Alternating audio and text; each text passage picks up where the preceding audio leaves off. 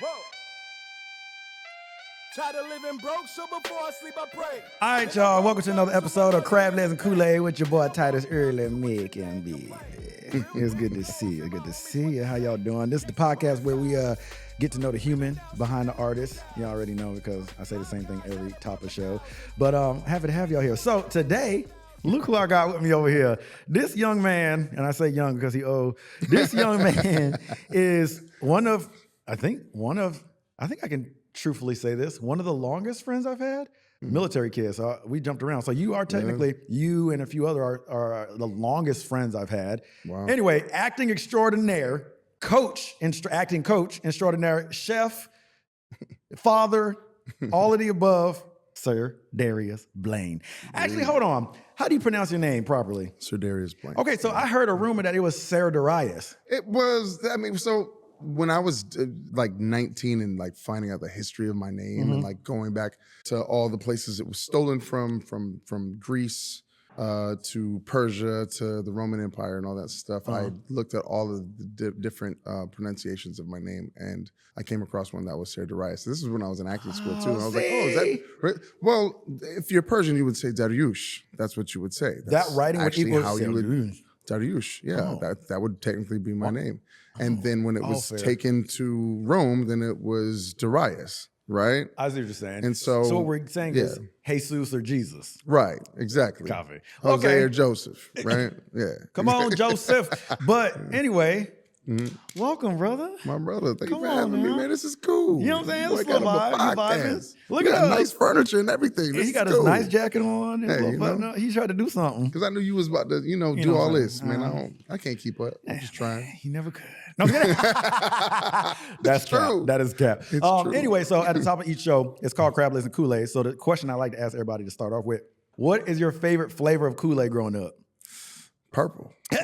Okay, wait. Okay, so this is good. Pause right there. So the challenge I be having for people of melanin, we answer that question with the color. Like a flavor is the color. Do you know what I'm saying? Sure, Like he of could have said course. great, but he said purple. Nah, that's the purple. right answer. Purple's a lot of people be like red. You know what I'm saying? Red. But purple. Yeah. Okay, good answer. Yeah, good man. answer. Good answer. So were you in a family where y'all could, like growing up, because this is how our family was, there was a designated, no matter who made the Kool-Aid, in order to make it right, you knew how many scoops to put in. So that, or you knew where the sugar was supposed to go in the thing. Was that y'all? Do you remember the measurement? Like, can you see it in your head?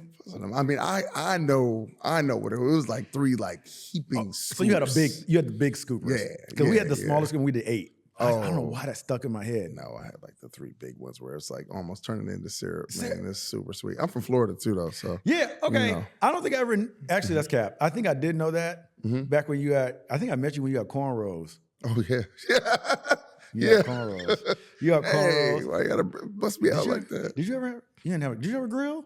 No, I had wrong a grill. guy, wrong guy. I had You a had a grill. grill. I had a Yeah. grill. I was like, I don't think I had cornrows when I met. We met back in, we ain't gonna say age stuff. I don't really care, but I'm not gonna put you on blast. But we met back in 2007. 7, yeah. 2007. Yep. What's changed since then? What's life look like? I know the answer, but for the people that man. don't, what's going on in life? Oh God, what's changed since then? What hasn't changed? I mean, if you're doing life right, it changes every 6 months or so, probably. So I've been That's so many different facts. iterations of myself, and that was 17 years ago. I've been 3 people since then, probably. Okay, I'm happy you said that because it's so real. Like I've shed so many versions of myself, and what I hate, where I'm going with this is, I hate when the people that knew version 1 or whichever number it was hold me to that. Yeah. Do you know what I'm saying? Where it's Yeah. like their concept of me is what they met. Yeah, don't do that with me because I'll punch you in the face. Yeah, I'm but not you the deserve that super punch nice guy because no I'm more. like, Yeah. don't do that because I've been around people that are like, oh yeah, either they don't like me or they think they like me more based on who they met before. And I'm like, I'm just so much more now in a place. I mean, because obviously he knew me through many of the decades.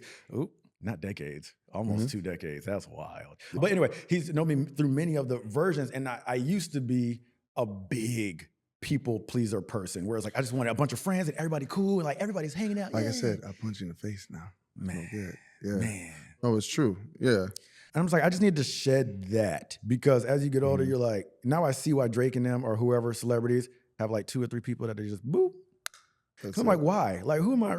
We all ain't gonna be friends. People grow apart. Like, we might all know each other, but grow let and me not be change. stupid. And yeah, I mean, I think, on average, we change about every 5 to 7 years. That's the number I'll give it. Yeah. And then scientifically, they'll say you change about every 7. But also, the arts have a 7-year life cycle. So The what? arts, Like, just in general? music, every 7 years it goes Oh, I back, know this. reverts back to something that came before. Maybe Right fashion, now, too. fashion, Yeah. food, like Brussels sprouts are popular again. That's You know what I mean? That's facts though. 80s attire, Uh-huh. popular again. Don't do that. Right? It is All the of that, 80s. all of that Yeah. stuff. Yeah, it is. I mean, I would not be wearing high water pants right now. Or penny, like the loafer Right, type penny shoe. That's what it loafers, is, yeah. whatever, all that stuff. That's true. Again, food, music, fashion, movies, Movies. all of that they be stuff. remaking stuff Yeah, so every there's turn of the there's a life decade. cycle, and then it goes to the old adage of art imitates life, right? So my life cycle changes about every 5 to 7 years. I'm a different person, but I think that if you're doing life right, you're constantly exploring who you are and what you like and who you are and stuff. And so, I've said twice now, I'll punch you in the face, right? He making that clear. I mean this literally. Yeah. I do, because I lived so many years being a people pleaser, not being honest with myself, How letting exhausting. people walk all over me, not setting boundaries, all of that good stuff. All the hot button words that they use these days. But I wasn't living authentically, and now I am. So now if I love you, I'll definitely set a boundary. I'll be like, hey, Oh. I don't like when you do that. Okay. Can you not? Because I want to keep you around. Ooh, because You know? if I don't care, then I'm not going to teach you how to love me. Bingo. There you go. You got it.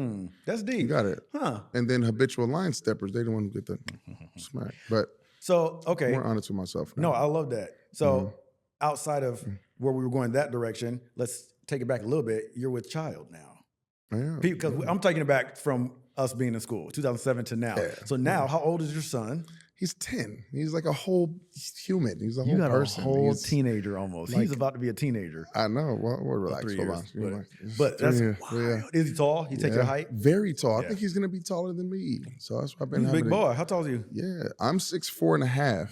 You think he's gonna be bigger And- than 6'4"? Yeah, he just turned 10 and he's like 4'10". Why does now, everybody that like almost 5 feet? anytime we think of a tall person, like my go-to question was about to be like, oh, he started playing basketball. Like, why do we feel? Why do we box that into that? Like, why that got to equal Well, basketball?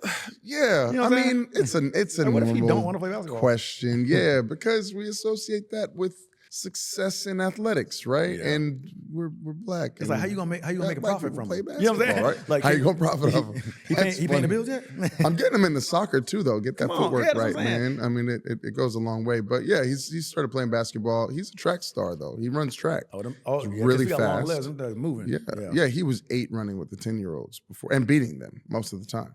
Okay, wait. Were you the type of dad who thought, well, it's factual, but parents do this where they think everything their kid do is like the best? Oh no, Because No, some I'd parents say- be like, yo, and I'm like, that's your kid is mid. Like, that's fine. Yo, I asked my kid all the time, like, what the hell was that? Okay. What are you doing? You gotta have a realistic. No, yeah. I'm very realistic. I'm a pragmatic person. I'm realistic with hope. Okay, good. Always. But I tell him when he can do better at things, Yeah. and I tell him when he's doing fantastic at something. And sometimes, of course, you gotta gas him up a little bit if Yeah. he does something Inspire. halfway right. Then I'm like, oh man, you're crushing it, because you gotta instill him with confidence. But at the same time, I let him stay on the team that was 2 years older than him, and he started getting his butt whooped the next that's good year training, though. because the kids were getting bigger and stronger and stuff like that. And he was dejected. He was angry because he was not used to losing. But how great he And about to be with his own age group. now, so then he went to his own age group and he was like kind of dominating again, but he needed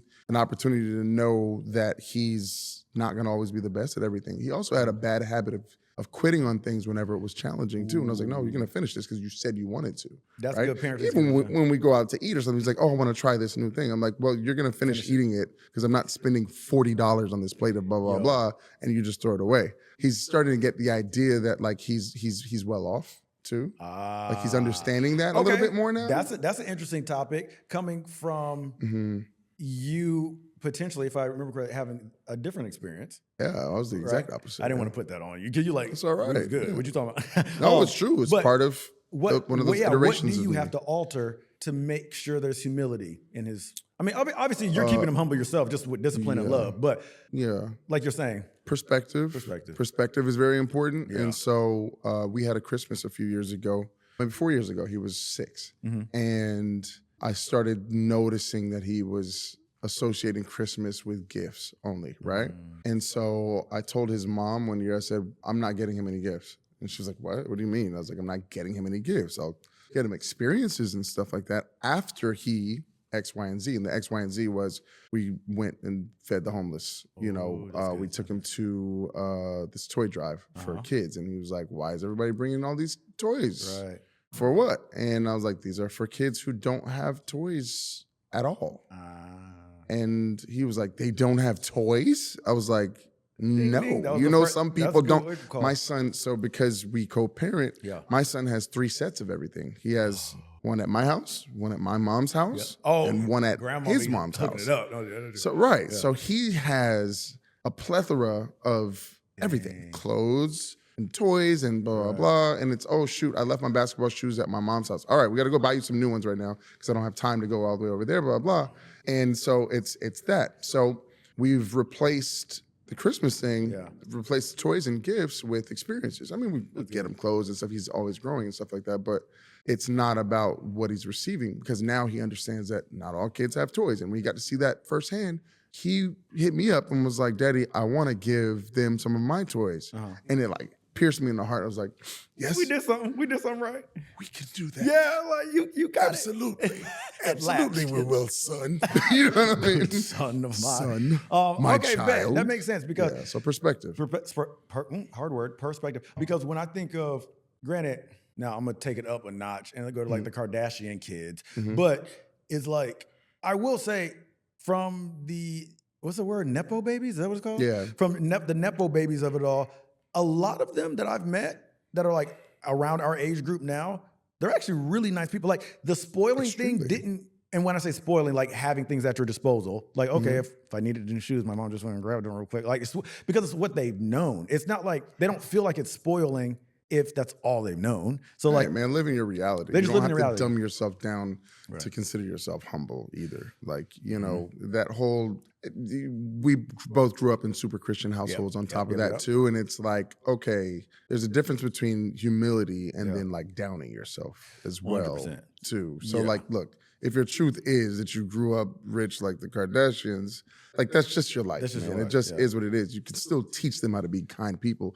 and you can still teach them how to earn things. right. You know, That's a good point. yes, No matter I know what this that is available to me if I X, Y, and Z. Nothing should be handed to you. Yeah. You know what I mean? That's how you create monsters. But for the most part, most of these kids, I mean, I've been around like Jaden Smith and Willow and all them stuff, and like these are some of the nicest, most respectful kids ever, man. You know, so it's how you were raised. You know what I mean? That's fair. So, and also it's who you are.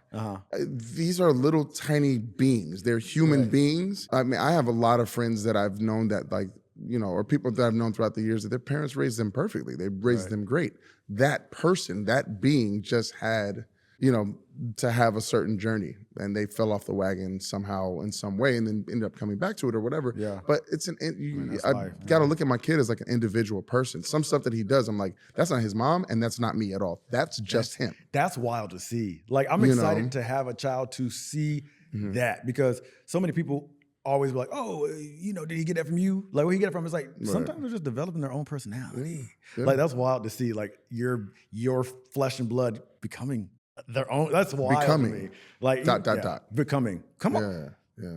It's funny how the poetry of it, I'm like, becoming. That's a loaded word because there's a lot that I could put in it, whatever. Anyway, let's backtrack. What I typically do each episode, as y'all know, is I do a quote of the day. Okay. So we're going to do a quote a day and see what you think of this. Okay. It's just an inspirational quote. Tell me what you think about it after I say it. Great.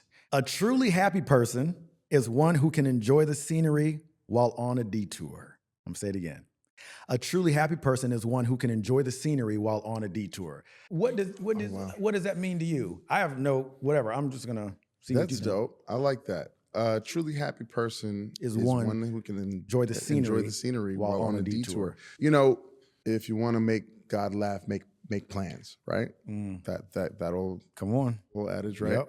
I think sometimes in life we think that our success or our goals are going to be linear, and then there are detours and things go wrong. but the show must go on, right? must go So on. learn how to appreciate where you are in a specific moment. Hey, look, I didn't get that thing that I wanted, and I'm down in the dumps about it. Yeah. But man, I get to come home to a really, really great place, and I always dreamed of having that.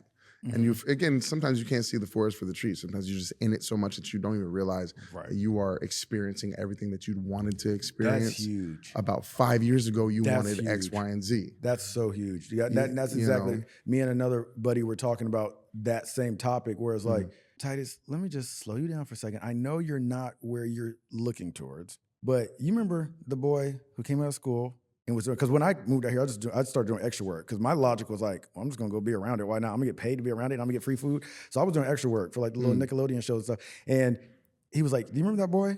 And you remember you said, honestly, if they just give me one line, I'm cool. And then you got that line. And you remember you were like, if I could just like be on one episode, I'm cool. If I could be a serious regular, then okay, I'm set. Like I know where stuff's coming from. Like I know I'm doing something right. And it just never stops. You have to literally choose to be content. I remember you called me one time when you became a warbler, and you were like, hey, sir, I just got my check, and I feel like something's wrong with this check. Wrong.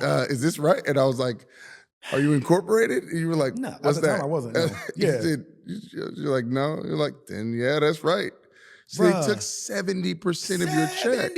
And I said, look, I'm going to tell you this right now. I think you should get incorporated, but just FYI, it only makes sense for you to get incorporated if you're going to make at least $125,000 a year. And there was a pause on the phone for a second. I don't know if you remember this conversation. No. I mean, I you do remember the paused for a conversation, second, and you were like, oh, okay.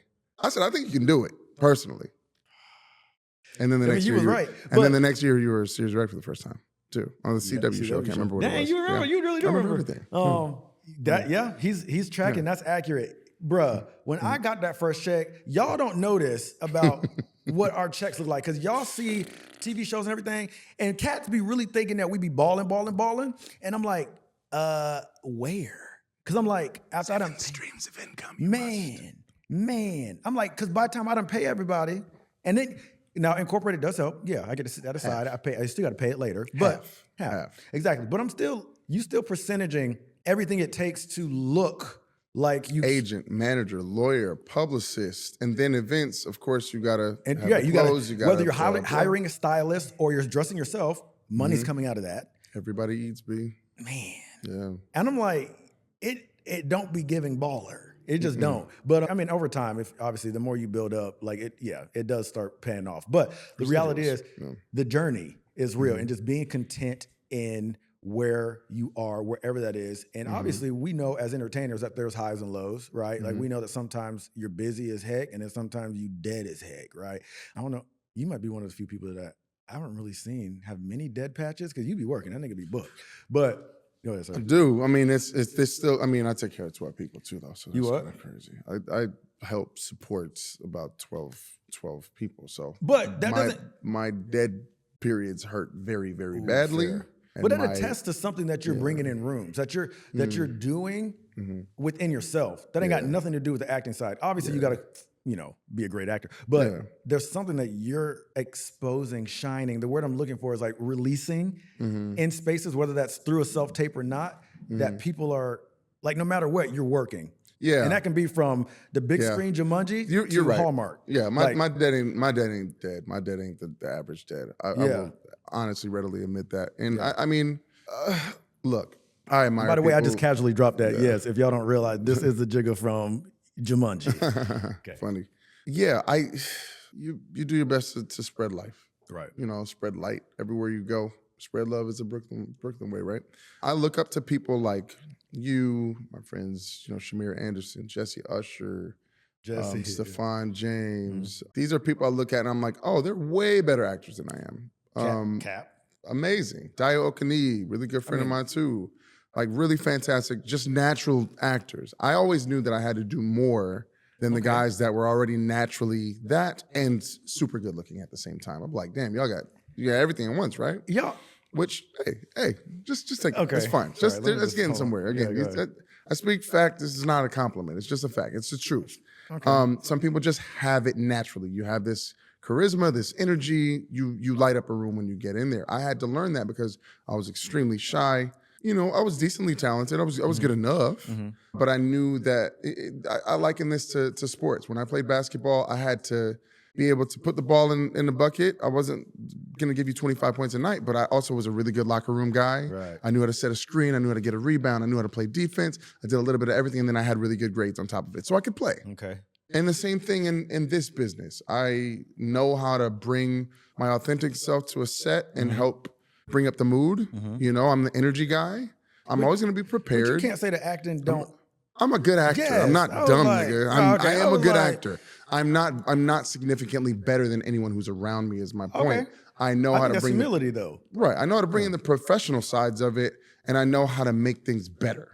Love If the script, I'm a script doctor as well. So Right. if the script needs some help or whatever, I know how to get with that producer or that writer producer or the director or whatever. All three of us powwow and help, make what they've already done better. Okay. So it's a very yes and sort of thing. Yeah. Yes, this is great. And I think blah, blah, blah. Or yes, this is so great. And you gave me this idea. So it's a lot of paying homage to genuinely, not ass kissing. I don't do ass kissing, right? No. So learning how to make the spaces that I'm in better is what I've become really good at in my business. And And it makes them trust you. And This that's a is big why statement. Robert Ulrich brought you back in for the Rookie. Yeah.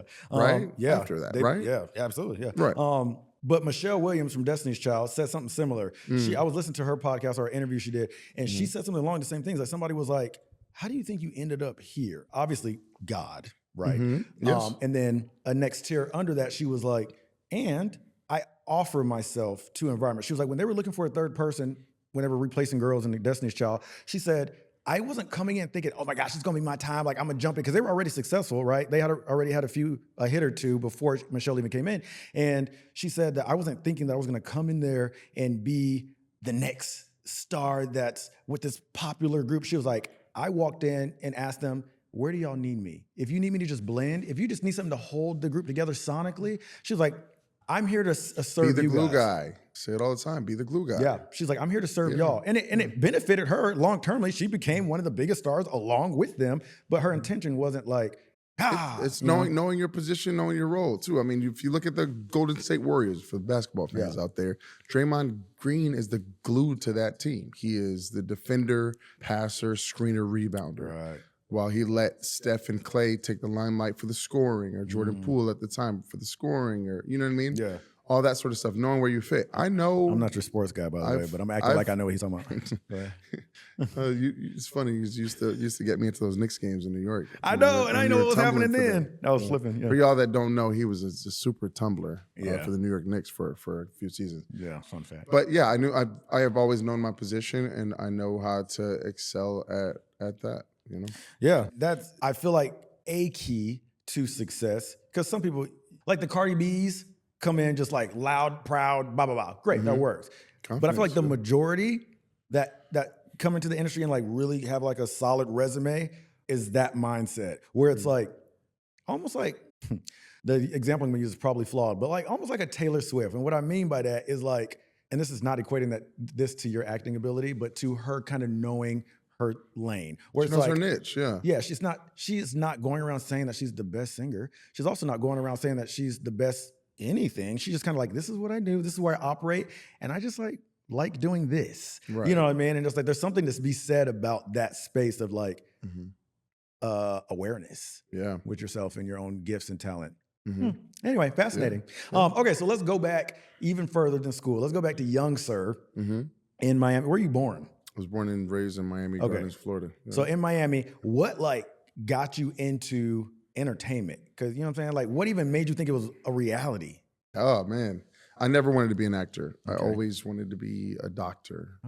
Like actually a doctor, or was that like yeah. something you just said because kids say stuff? You know No, I wanted to be a doctor. I was 2 years into my biology major when I quit and moved to New York. And met shut you up! I didn't know where you was coming from. 6 months later, yeah. I just knew you was tall with cornrows. Yeah, I was tall with cornrows, and I'd gotten accepted to University of Miami, their medical program as well. You know, I grew up. I was super good grades, always super quiet kid.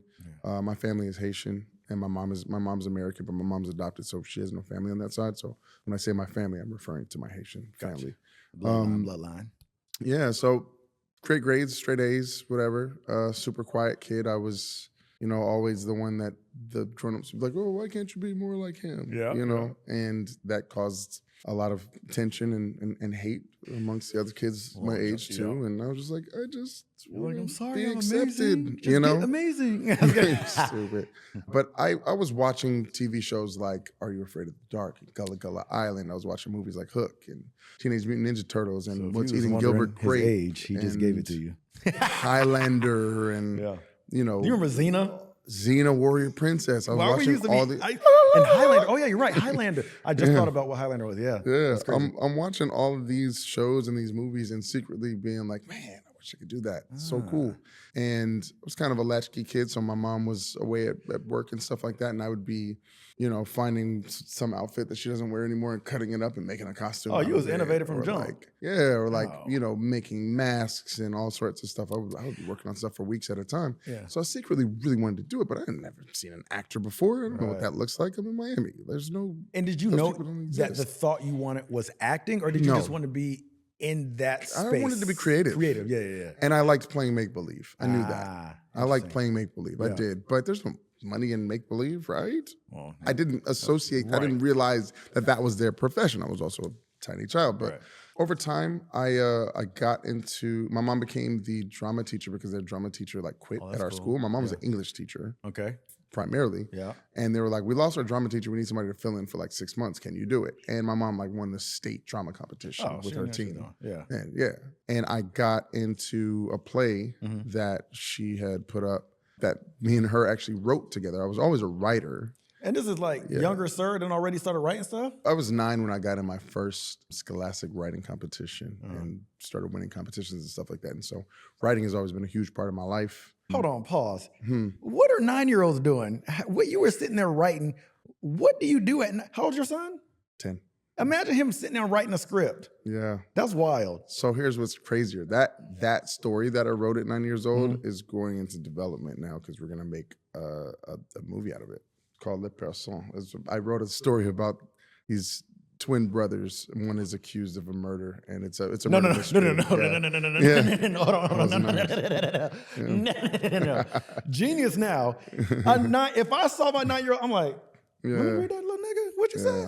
Yeah. A murder? That's concerning. What you was thinking about a murder? It's an accidental murder, and ultimately the other twin decides to take the rap for his brother because he feels like he has more to live for and a more promising life. So he takes a prison sentence for him for life and gets put to death. Amazing concept. As a grown, where was your brain? How did your brain at 9 come up with that? No, I was just always I was obsessed with Knights of Camelot. I was watching Much Ado About Nothing at the time with Denzel Washington and Kenneth Branagh. On the school bus. I was watching Man in the Iron Mask.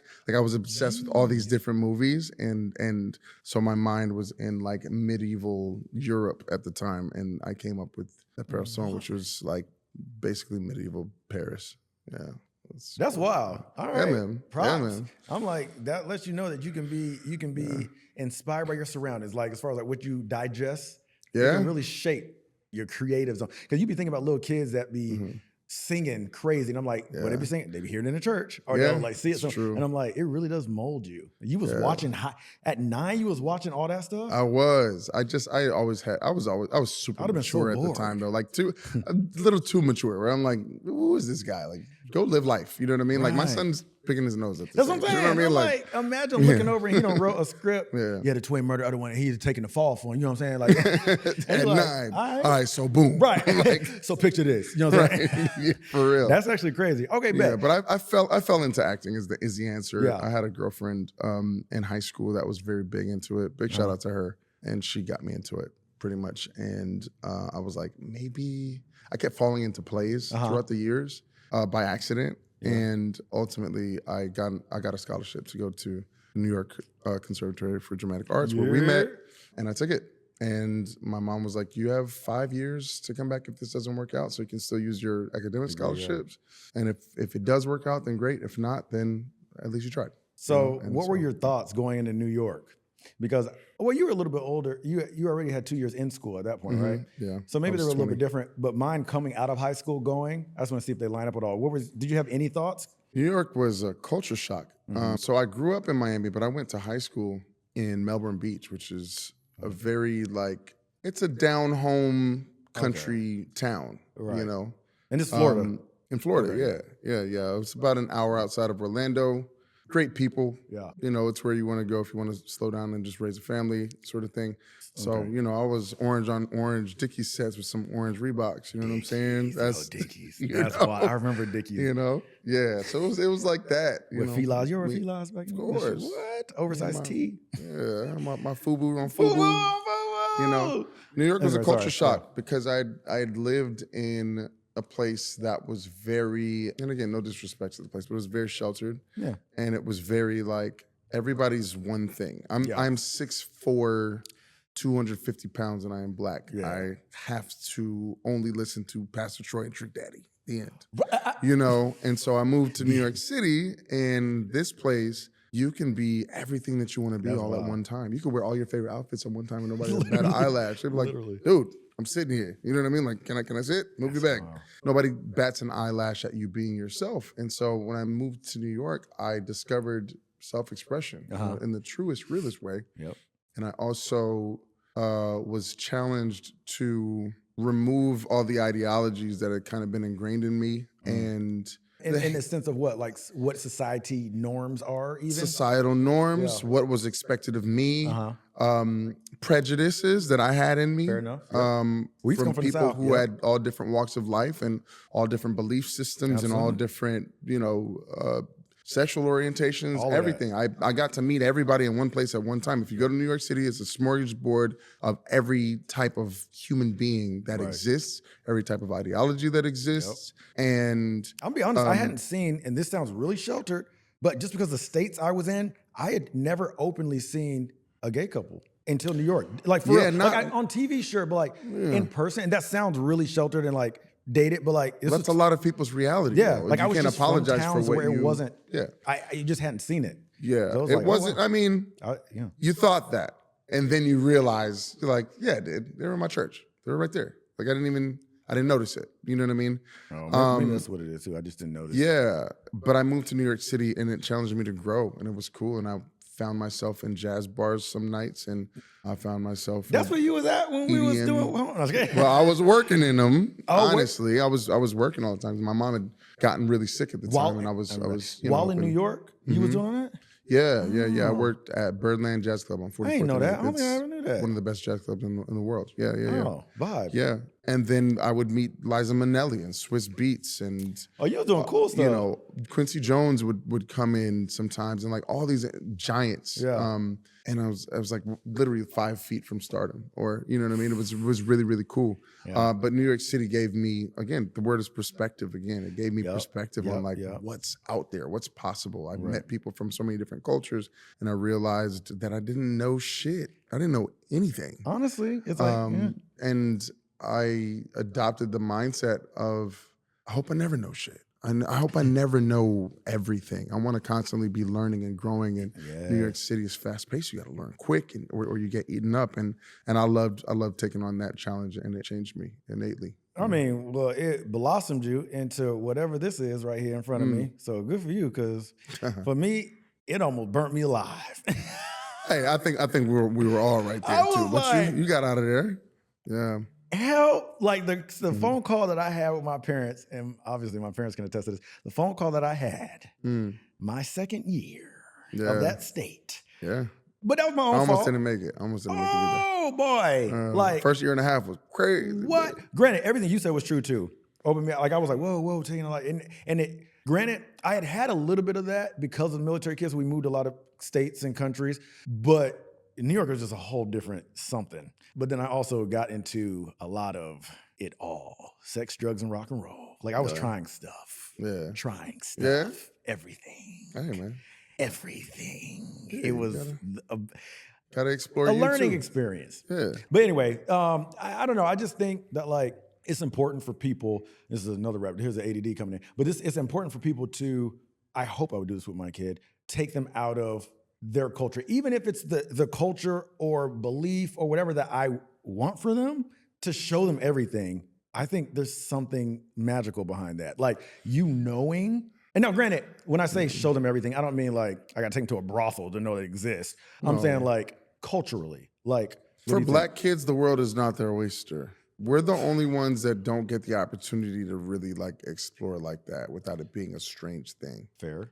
And so I just gotta say it, you know. Yeah. I think it's really important to, you know, safely allow the world to be their oyster and let them. So do you not explore think and figure it's things wise out. to do that? Or how do you feel? Based on I think that it's wise. I'll give you one story, and it's gonna sound broad and like it has nothing to do with what I'm talking about. But my son was 3 years old. He was 4, and he had this like pink hoodie. It was like a salmon colored hoodie. Yeah.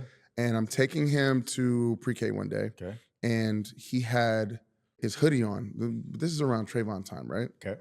He had his hoodie on and walked out the house, and I looked at him. I was like, "What are you doing? Take that damn hood off!" I yelled at him, and he's 4, and he's like, you know, looked at me like, "What?" Hood on you. He's like, I said, "Why do you have that on?" He said, "It's cold." Yeah. And I was like, I'm sitting there and I'm driving. And I'm like, he's using it for what it's meant for. Man. And I was like, damn. So he went to school throughout the day, whatever. I kept thinking about it. I was like, man, I was way too hard on him for that. He don't even know what's going on in the world. He has no clue.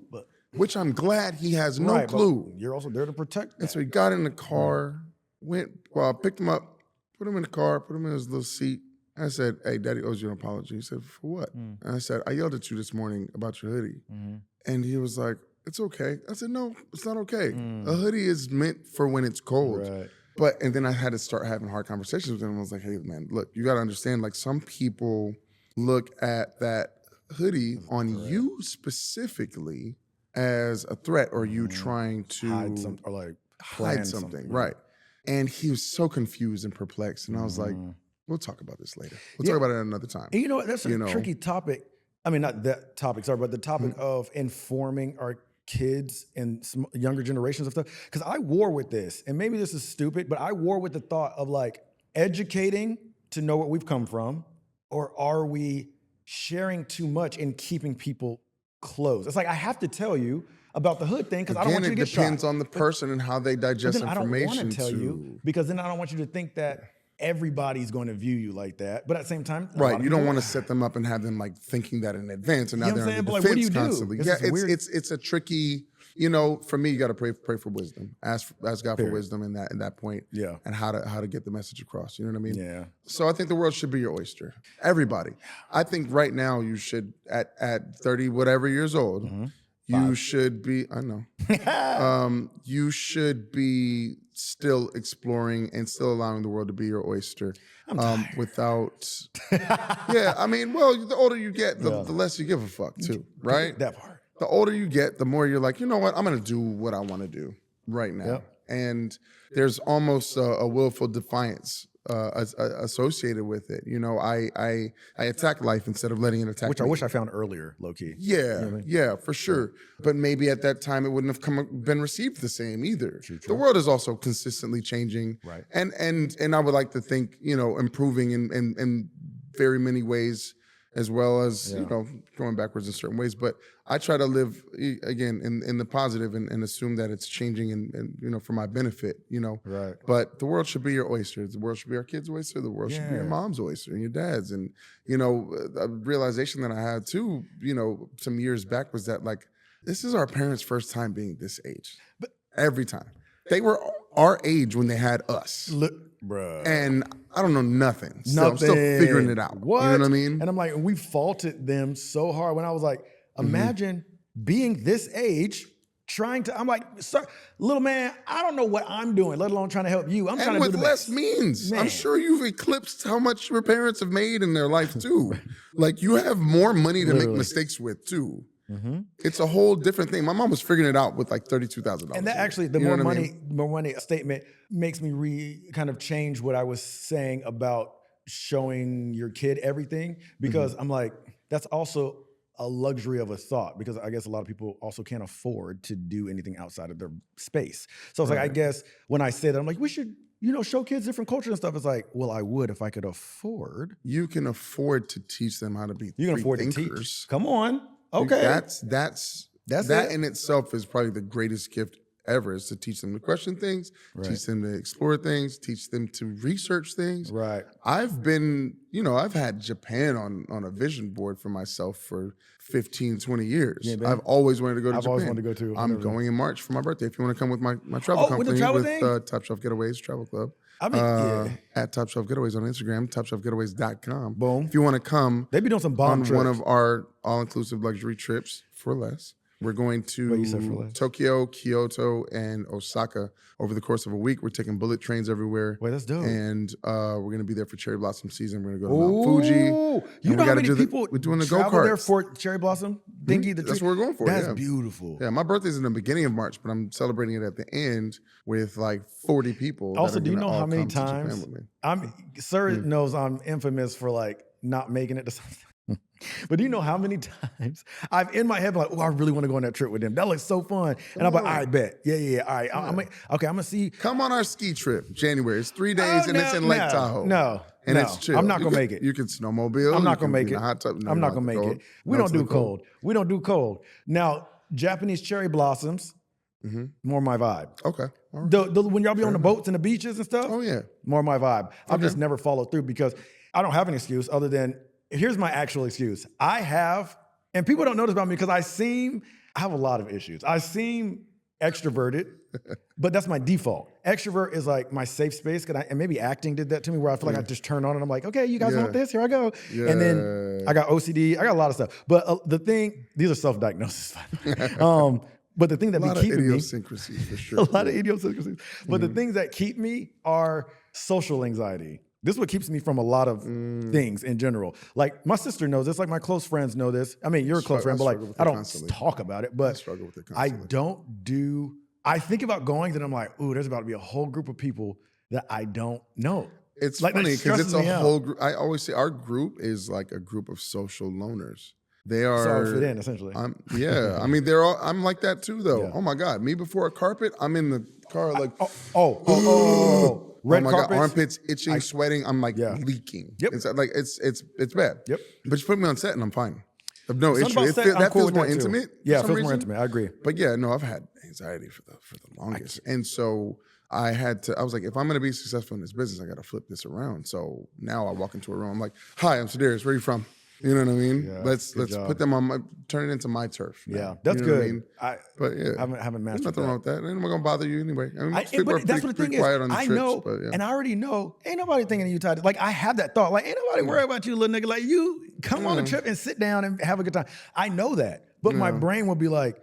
I'm like, then I still gotta like do it. Like I don't know, it's weird. I get it. I'm like that walking in there. Even Brandon's wedding. A mutual friend of ours just got married, and I'm like, oh, I gotta go like talk to everybody that I haven't talked to, and they're all gonna be thinking. I have this thought in my head that they're all thinking. Instead, everybody passed me was like, "Hey, Titus, what's up?" And it was easy. It was so easy. But in my head, I think they're gonna think I'm arrogant and I've been distant, and like I think that they're gonna view me that I've come to Hollywood, I'm booking, and no, he doesn't associate with us. Like, no, I've just been scared to talk to anyone. Like, I genuinely just don't do it with anyone. Yeah. And I'm like, dang, now I'm gonna come here and I'm gonna have to turn on my switch to show you that I'm a nice actor guy. And it's like, when nobody thought, whatever, my brain, you get it. Overthinking.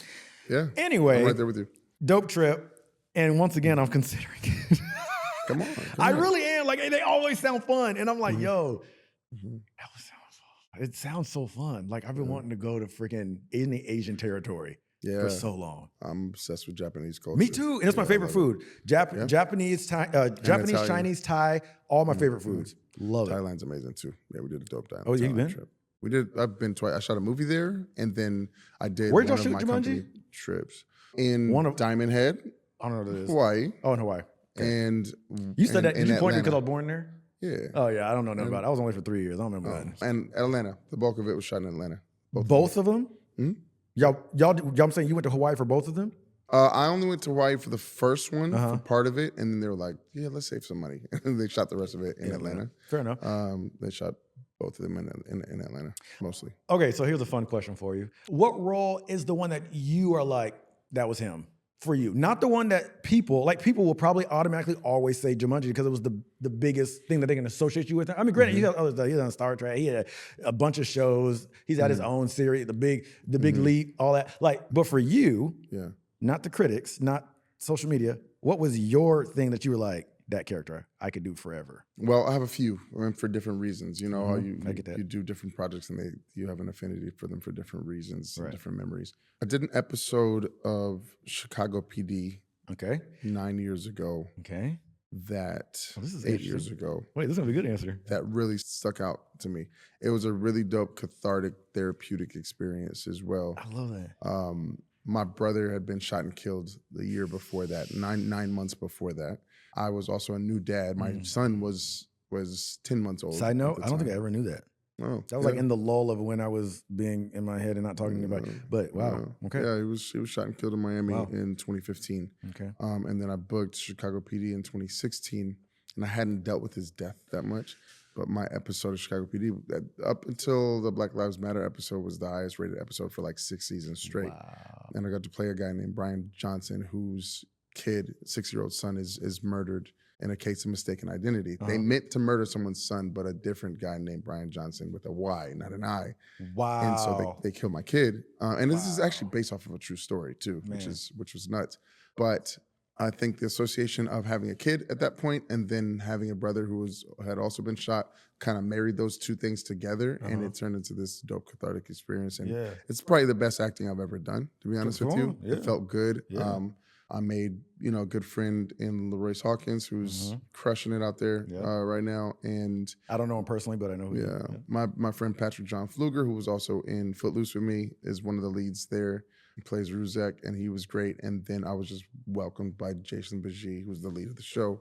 And he was like, "Hey, listen, if you need anything, let me know." That was actually pretty good. So probably that, and I've wanted to work with Dick Wolf and Matt Olmstead again ever since. I had a couple close calls, but that, and then there was a movie I did called The Last Full Measure, where I played young Sam Jackson in this Vietnam War movie. Oh, I don't think I saw that one. Is also based on a true story. Yeah, Sam Jackson, Christopher Plummer, Ed Harris. Chris Plummer. It was Peter Fonda's last movie as well. Like, it was a superstar set of cast. Yeah. Sebastian Stan is the lead. Come on, Sebastian. I know him from Marvel World. Yeah, and he put in work on that. But movies are interesting because you got to have a lot of money for publicity, for PR. And it's the best movie I've ever done, and nobody's seen it. Isn't that wild? Yeah. But I love that you answered a one-off, like the Chicago PD, because people would assume your answer would be one of the characters that we know you for, like one that you were serious, because he's been in series regular multiple times. Like you would think that you would say something like that, but mine answer is similar to that. Yeah. It's not. The Big Leap too, my show on Fox. I would have loved character. I like that character for you too. That. But what's your answer? It's twofold. Like there's 2 different projects technically, but honestly, it was a 1-episode character I did on Grey's Anatomy like ages ago. And he was just like this like war guy. He's like, he was an amputee patient, and he drove over this landmine, leg blew up, blah, blah, blah. But the work, I think the reason it resonated with me is because the work that I got to do with that character mirrored the amount of work that we were doing in school. Like, sometimes like we do all this heavy work. We're working on intentions and breaking stuff down and really diving in and connecting. And we're like practicing on deep emotions. And we're thinking we're going to come out of school and being like doing like Oscar stuff. And then we come out and we're like on CW asking girls to dances. Like, when you come to homecoming? You know what I mean? So it's like, it was the first time, you know what I'm saying? Because it was the first time that I was like, I get to drop in. I got to be real emotional. And I was like, we doing something. Like, I feel like Grey's be going in. I love it. I felt like it was like what I prepared for finally. So maybe that's why that stuck with me. That was me too. You know what I'm saying? Exactly. All 3 of them ones I just named is that exactly why? Because you got, that. and is that why? It's rare that you get projects with like meat on the bone too, and also at that age, we're relatively very young, to be honest with you. We were very young. The biggest roles that have meat on the bone like that start coming now. Right.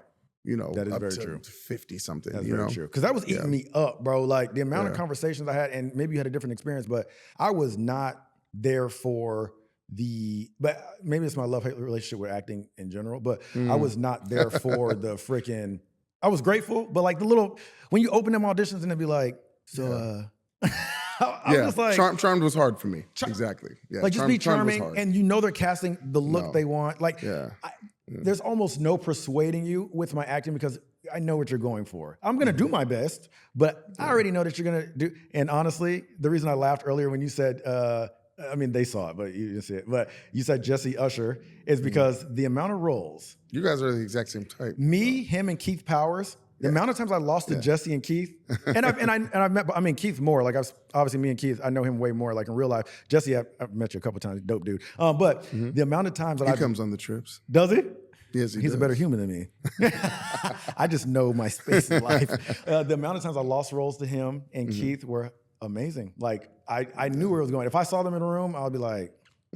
And they just had like a little bit more of that pretty boy on me. You know what I'm saying? Yeah. Like they had more strapping. They were a little bit more built out. And I was like, it's all right, I'm coming. I don't know when. I mean, I don't know about now, but at the time, not you having an opinion. Oh, same type, man. I don't know. Y'all pretty boys. But whatever. Yeah. But you got it. Yeah. Once again, I would put you in that same category. You actually have more. These chubby cheeks, yeah. But we talking about back then. I like donuts. But we talking about back then. Stupid. He thought I like donuts. I cook with a lot of butter. But no, back then. Yeah, back then. That's what I'm saying. And we talking about back then. Because now I don't really see them that often. Granted, I did lose A-Train to Jesse. Because I did test against me, you, and him. Did you test for A-Train too? Yeah, all three of us. Yeah. The circles are so small. now I know who the other person was. I was one of those. But because of that, I got the rookie. Though. Did you know that? Oh, no way. Because when I didn't, obviously, clearly, do A-Train, it was the same casting office, obviously. Oh, wow. And they were like, but we are casting the rookie, and we think he might be good for that. Would you be interested? And I was like, yeah. So I was able to come in on the rookie on the testing. They love you over there. I just finished my run on the rookie last week. Oh, yeah? How was it? Love you. I love them. I mean, oh my God. It was great. It was so much fun, man. Yeah, they're amazing. They're amazing. Just everybody. Those are families today. Like, I went to dinner with the whole cast. Yeah. Oh, yeah. Less than a month ago, and when we were in that Comic-Con, not Comic-Con, some convention we went to. But I was able to catch up with all them, and we all sat and talked and caught up. It was really good. Yeah. They love you, man. Oh, I love that. But yeah, anyway, all that was to say that my personal, the roles that stick with me the most are the ones that I was able to have some meat on the bones with. Yeah, same. And that's far and few between. You like the work, though. That's right. I like the work. I like the work. But that's honestly what has... Like, I don't know how many seasons I could be vanishing witches and warlocks and stuff. Like, I can't. I don't got it in me. I'm not going to lie. Okay, so how do you feel about sharing statements like that?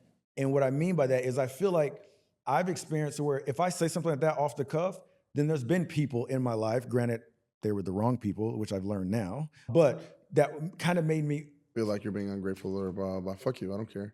It's my work.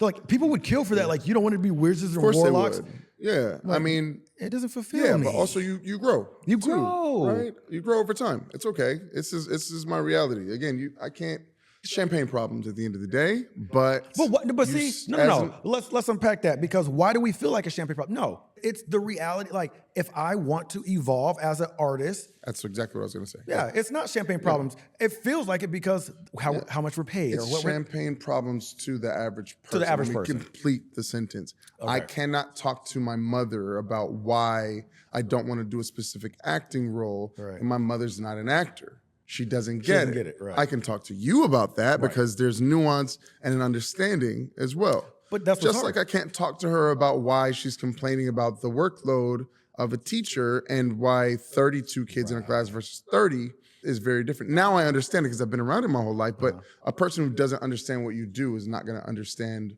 the pitfalls or some of the gripes that might come along with it too. Right. You know what I mean? Right. You want to grow as an artist. You want to keep pushing the envelope and learning new things, I had an issue with TV for a long time. I preferred doing movies. I had primarily a movie career. And which, by the way, I'm sorry, I cut you off. Sorry. But I was always envious of that. Not in I don't believe in like what's for people is for people. Like I'm not like in a jealousy way, but envious in the sense of like. Me too. No. I mean, sorry, I was invalidating his. When I say me too, no, I've wanted things that people have as well, instead of. But specifically, me as well, the movie outside of TV. Now, here once again, people listening will be like the "woe is me" thing, right? Like, oh, you run a bunch of shows, like, eh. But my preference coming in right away was like the conversations I would have with my team was like, were we both at Buckwald for a while? Yeah. Are you still there? I just went back. Oh, you went back? Okay, so we're both at Buckwald. And I remember having conversations where I'd be like, I specifically want to do film. And at that point, I had already entered, because of the Glee entrance, thankful, but because of that, it already kind of set me into those TV doors opening more. But I remember outright being like, no, specifically movies. Like, and I've stuck by that. And transit, the reason where I'm getting to with this is it's interesting because people don't know that there's almost like two different worlds at play as far as like casting offices wise, but also maybe even energy. I don't know. What would you say? This is kind of like more your acting instructor side. It's like, what would you say to people like me feeling like not change, but have to like adjust something to be taken seriously on the movie side as opposed to the TV side? That's true. 100% agree with you. Yeah. Believe exactly what you're saying, and I'll take it a step further. So, of all, the two worlds are starting to blend a bit more because you've got movie stars, Oscar winners and stuff that are doing TV now. Right. Okay, so Miniseries, Netflix. we kind of just exited the golden age of TV that was like ushered in by shows like The Sopranos and Mad Men and all that stuff. So we just finished that like 25-year run right there. And there's still a lot of really great TV and stuff being made, but they're on the Apples and the Amazons and the Hulus and Love those shows, all the streamers and stuff like that, big cable shows, right? Even HBO, of course, still. And they'll always be, I think, a leader in that. Yeah. There is a look and an energy between someone who primarily does TV and does film, and I've studied it and watched it for years. The reason you do a lot of TV is because you have a very clean, all-American look. I know. And I'm aware. you know, not to be offensive in any way, but it's clean and it feels a bit more cookie cutter, right? So you're 100% right. There's a certain amount of fuck you that a movie star has There is. underneath. There's a gravitas underneath it, right? You're extremely respectful at all times. I might cuss somebody out. But see, that's You know what I'm saying? But that's not what that eats I me. will, but I'm just saying it's that sort of. But that's what eats me up though, because I'm like, that's specifically why I want to pivot so harshly, even if we're talking about a like small Starts in your indies real life, though. Okay, hold on. Starts in We your circling real back to that. Even if it starts in the indie space film wise, like I'm like, I don't care what it is. I want that to be understood that what you've seen from me, It's not all I can do. that, and it's never been who I fully am. Like now as far as charisma, yes. Like as far as like, yes, I'm bubbly, whatever you want to call it, sure. But as far as like the layers, that's why I gravitate towards music. Like I just always have enjoyed doing music more because I'm like, I can actually express myself. Even the quirky side, but like I want people to finally see like, I've always been like quirky, weird, but I've always just naturally been cast as, because I'm well spoken and I maybe because I That's how you enunciate. look. It's how I look. That's how you look, yeah. It's The a cop, visual the medium. young soldier, and it's put me into like this box of like cookie cutter. You got to start coloring Which outside the I'm- lines a little bit. Which man. I'm grateful for. Is paying the bills. We ain't mad, but I would like to evolve. Yeah. You know what I'm saying? And I'm just like, You don't have to keep explaining yourself like that. It's okay. You don't got to keep giving the caveat. Just be you. It's okay. right. And that's, again, this is where it starts. I too. can't walk in when like you're this. talking to your I'm like- expression. Listen, you're only going to, if you're doing really well at telling stories in life, you're only going to reach 66% of your audience. That means a third of your audience is still going to miss what you're saying. right. And then there are people that are committed to misunderstanding you. Right? So there are people that are just never going to understand you because they don't want to. Right. I think that it's really important to just express yourself freely, honestly, And that's what to music color allows outside me the to do. lines without giving explanation. Love and that honestly is part. And I have about 500 students that I coach, you know, pretty regularly in acting. Some of them every few months, some of them every week, some of them every day. And my people that are trying to transition from TV to film, I always tell them like start coloring outside the lines a little bit, express yourself more freely. One of my students, one of my first students, he was actually my first client, just won an Emmy. Come on. And had been on a huge hit show that's, you know, gone into syndication and stuff like that. And I would come around and be like, man, you're crushing it, because TV money is way more than film money, just to be 1000%. clear, until you become, you know, an A-lister or something like that, which is very rare. But he was like, man, F that. I'm trying to do movies like you. I said, man, you don't want to do movies. It's like, I'm constantly hunting. And he was like, no, but I do. And so we started working on the how and the why. You know what I mean? Yeah. And he's killing it Come right on. now. And he's, you know, multi-millionaire might now. need to and come to a doing his thing. But yeah, color outside the lines a little bit, Which, man. You know? see, for me, my music gives me the permission to do that. So like my artistry and music, I'm like, that's where I feel like I can actually show me. Like I've always resonated with that more. Like I'm like, I feel like with acting, I feel like I'm trapped into, you wrote this, so now you want me to do what you want me to do. For me, I'm like, let me tell you about me. And that's what music does for me. It's like, now I can just color outside the lines. It's like, I can be. Why can't you do the same thing in film? Right. And then TV? Well, Why can't you? I can. I don't say, you know, you don't have to necessarily quote unquote like play to your competition. For example, and again, I liken everything to sports, so that's what I mean by the competition side. But I just did The Rookie, right? And The Rookie is a very clean show. Very clean. You know, shout out to them too. Really, really good writing, really good cast. Everybody's super pro. And my character is an antagonist. I'll just say the episode's not out yet. He's an antagonist, but I took some liberties until they told me not to. And I'm very big on the idea of asking for forgiveness, not for permission. I agree. Okay. So I like that. try what you want to try, express what you want to express within the confines of what's written. Like, don't come here and rewrite the show. Right. This is not my show. No, right. But I do a little bit of what the hell I want to do until they reel me in. Yeah. You know, they can always cut stuff short. They can't force a performance out of you, though. Just to call a spade, you just look a little edgier, period. Because I'm like, when you look at stuff... I allow myself to, though. Fair. Because early on in my career, my team was pitching me as this young, hot guy, blah, blah. And I'm like, I'm classically trained. Wait, I'm theatrically trained. Because you didn't do anything. I mean, you still look in a sense of like cleanliness, like you're a clean human. I don't like you're doing, but like you did. I remember. Nobody's expecting me to be a gangbanger. But at the same time, I would buy it. You know. Your size. I'm like, I would buy it. I can go there. Right. But I get what you're saying. Yeah, there's a little bit of how often do you get compared to you're gonna hate this. Maybe you mentioned him. I think that's his name. 24. Corey, Yeah, Corey. Always, yeah. See him.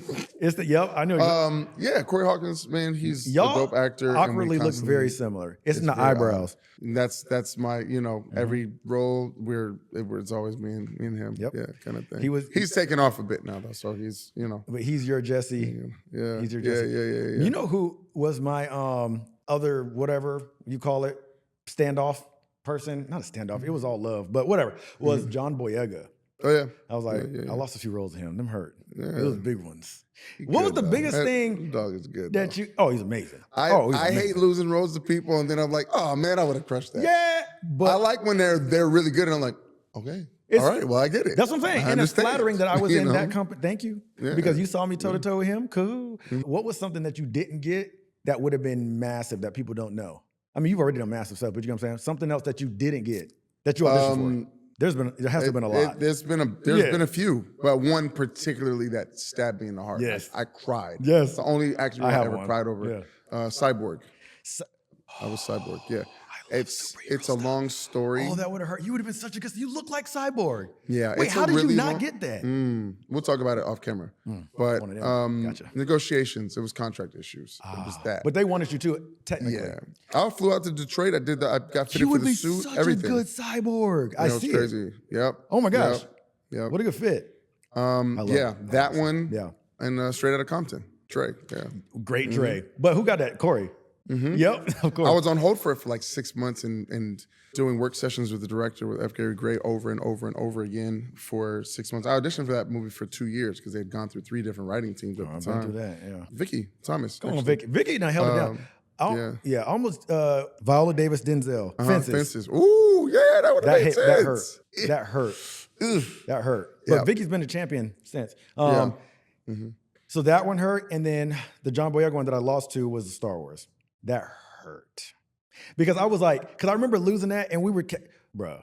I was in there too for that one. I believe it. We was all that. But to the point where on the call with JJ, okay, JJ Abrams, mind you, and they tested, they camera tested in London or UK, wherever. They had built the ship on a green screen, and they were going to camera testing us in that. So we were on back and forth the calls. We had already negotiated a contract.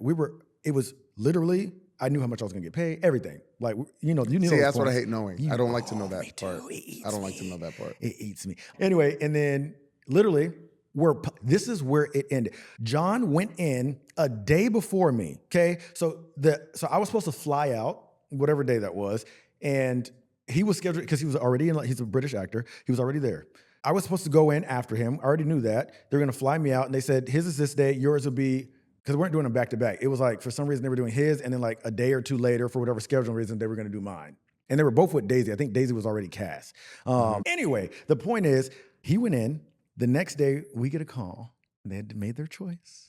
And I was like, If you would have just seen me there, like maybe John's great, but I'm like, y'all just really just gonna choose. Like, you ain't gonna let me come do my thing. This is not a fair business, my friend. Right. Yeah.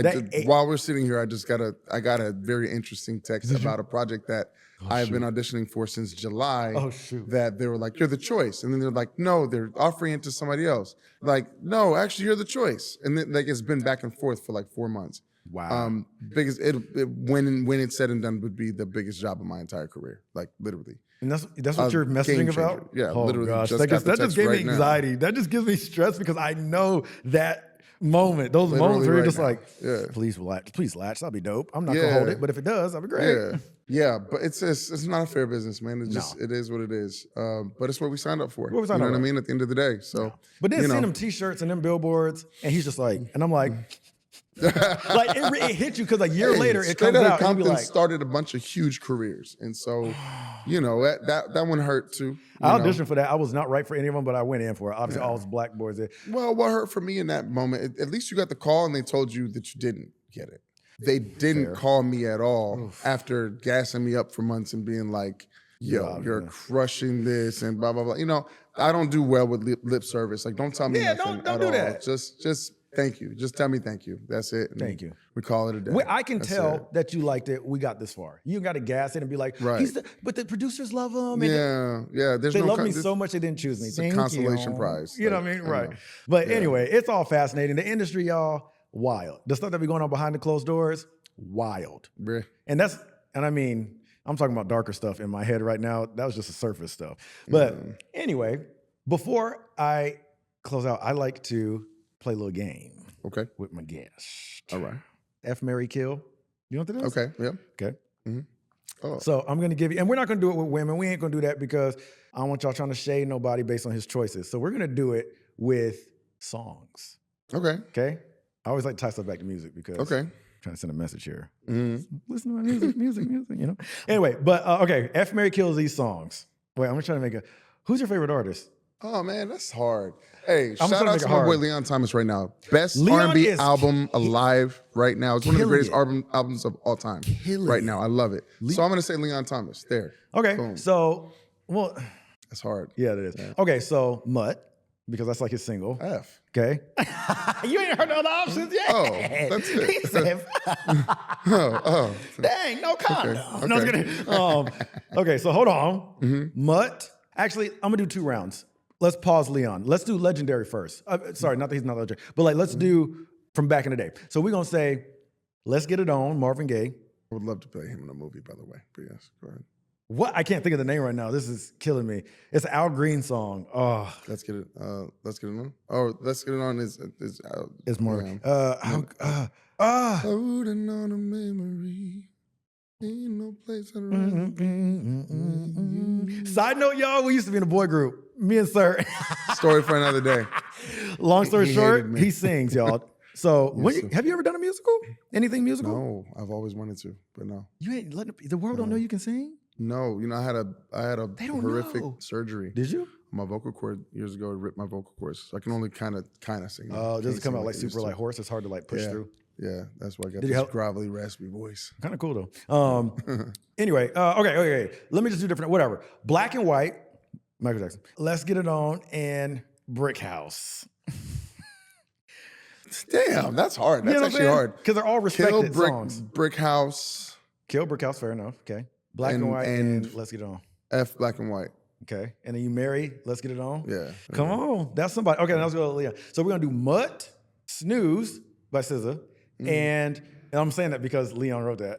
So I was like, you hear him sing it? I've never heard his version. Oh, I've never amazing. That's dope, actually. Yeah. That'd be dope to hear his version. But Mutt, Snooze, and I'm trying to think of another one that would be affiliated with him. Breaking Point. Great. Breaking Point is the Mary. Okay. Ooh, I gotta kill one of those. You gotta kill one of them. Ooh, kill Mutt. Leon, I don't mean that. Leon, I'm gonna send this podcast to you. I'm gonna and then Flex News. You got to. Yeah. It's a win-win for Leon because he attached a vote in. But Breaking Point is incredible. That's Breaking Point is one of my favorite songs of all time. Breaking Point is incredible. And I loosely know Leon. The only reason I know Leon personally is because the first job I ever did was Victorious. Oh, no way. Yeah. Like, Oh, wow. Victoria. That's the first job you ever It did. wasn't speaking. I was just a dancer, and I was on like 2 or 3 episodes. And that's how I met Victoria him. Justice did one of the songs for the soundtrack of Footloose, which was my first movie. Oh, no. That was the first job I did. And met Leon around. You heard that, whole thing. nigga? And then we also played on a I celebrity say, basketball first team man together. Victoria, I was just a dancer. Well, I did Footloose. That was the first time I did. This nigga came in on. with a I block. couldn't He dance, came in with a okay? blockbuster. we all had to go. We could grow somewhere. You know, no, I'm kidding. I went backwards though. I did a movie, then I did my first guest star, then I did my first. Oh, that is commercial. backwards. I did it all backwards. Your career has been interesting in a cool way. It's been interesting. Yeah. Anyway, thank you, sir, for sliding through the old podcast. It's always for good having catching me, up with you. man. Half the stuff you said I already knew, but I was asking for them. Oh man, I appreciate that. I love you, man. You're my Love dog, you. man. It's my little bro, man. So I'm gonna try to do the trip, Come on. and I'm gonna need to eat some of your food again. We got a bunch of different trips. When you though. cooking We've got. When am I cooking again? The trip's cool, but when are you gonna cook? Soon. Because last time I ate I'm- your food with some lobster tails, that was amazing. Oh yeah, I that was was there for for your, those. that was for Brandon's birthday. Mm-hmm. It was his 30th birthday, huh? Yep. Yeah. Oh, I remember that day like it was yesterday. Soon, I'm gonna put together a little dinner party or something. Let me man. know if you Let's need me do to it. I've been bring itching to some cook. It's water. been a minute. I've taken a break from cooking for a while, Don't but do that. I'm jumping back in. Yeah, jump in. Jumping back in. Come on. Thank you, brother. I got Love you, you. bro.